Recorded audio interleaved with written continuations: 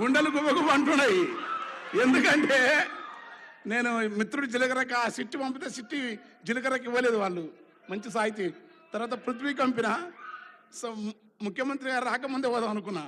అయితే ఎందుకంటే వాళ్ళన్న ఇక్కడ వచ్చిన తర్వాత ఆయన వాళ్ళన్న పెద్దన్న నాకు మంచి దోస్తు, మేమిద్దరం కలిసిపోతుంటే ఆ ఊర్లో నేను స్కైలాబ్ గారు ముగ్గురం తిరుగుతుంటే బాగా. వారు నేను ఎంపీటీసీ ఉన్నప్పటి నుంచి తెలుసు నాకు.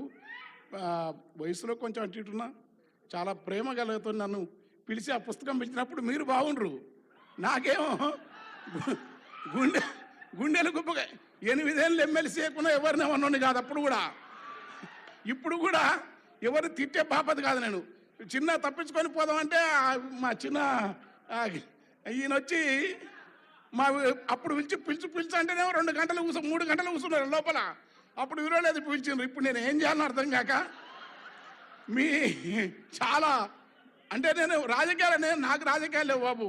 నాకున్నది ఒకే ఒక రాజకీయం, అది సచ్చినా బతికినా ఎర్రజెండా రాజకీయమే. అంటే ఎర్రజెండా మళ్ళా దాంట్లో కూడా సీరియస్గా